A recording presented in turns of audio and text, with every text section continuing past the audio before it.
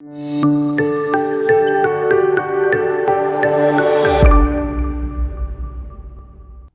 and a very warm welcome to the Bharata First podcast. This is Frank Rausan Pereira doing a reading of C.Raja.Gopalachari's Mahabharata. Chapter 71 The Eighth Day.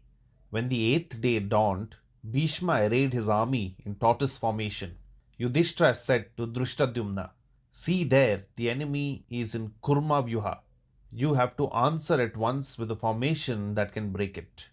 Drishtadyumna immediately proceeded to his task. The Pandava forces were arrayed in a three-pronged formation.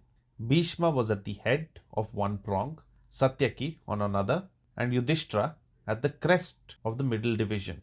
Our ancestors had developed the science of war well. It was not reduced to writing but was preserved tradition in the families of Kshatriyas. Armor and tactics were employed suitably to meet the weapons of offense and the tactics which the enemy used in those days. The Kurukshetra battle was fought some thousands of years ago. Reading the story of the battle in the Mahabharata, we should not, having the practice and incidents of modern warfare in mind, reject the Mahabharata narrative as mere myth with no relation to fact. Only about a century and a half ago, the English admiral Nelson fought great sea battles and won undying renown. The weapons used and the vessels that actually took part in Nelson's battles would seem almost weird and even ridiculous if compared with those of modern naval warfare. If 150 years can make so much difference, we must be prepared for very strange things in the procedure and events of a period so long back as that of the Mahabharata war. Another matter to be kept in mind is that we cannot expect in the books of poets and literary writers accurate or full details about weapons and tactics, although the narrative may be of battles. Military affairs were in ancient time the sole concern of the military order, the Kshatriyas. Their culture and their training were entirely their own charge. The principles and the secrets of war and the science and art of the use of military weapons were handed down from generation to generation by tradition and not personal instruction. There were no military textbooks and there was not much place for them in the works of poets and rishis. If a modern novel deals in some chapters with the treatment and cure of a sick person, we cannot expect to see such details in it as might interest a medical man.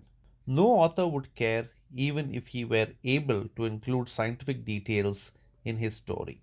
So, we cannot hope to find in the epic of Vyasa precise details as to what is tortoise formation or lotus formation.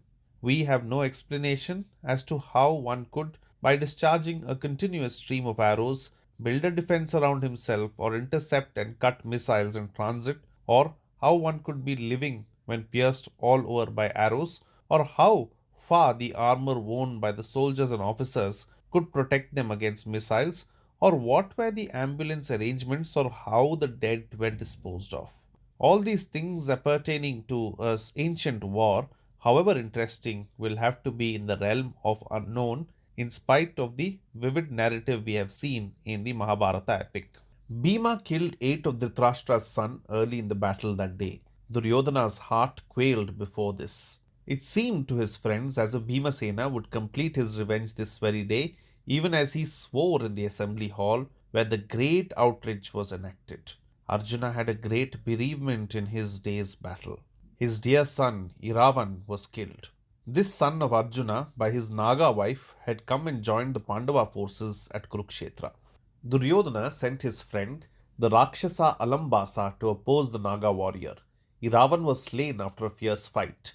When Arjuna heard this, he broke down completely. Said he, turning to Vasudeva, "Vidura had indeed told us plainly that both sides would be plunged in grief unbearable.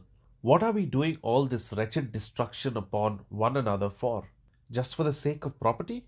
After all this killing, what joy are we or they likely to find in the end? O Madhusudana, I now see why the far-seeing Yudhishthira said he would be content if Duryodhana would give 5 villages to us, keeping everything else to himself, and he would not resort to fighting if that were agreed to.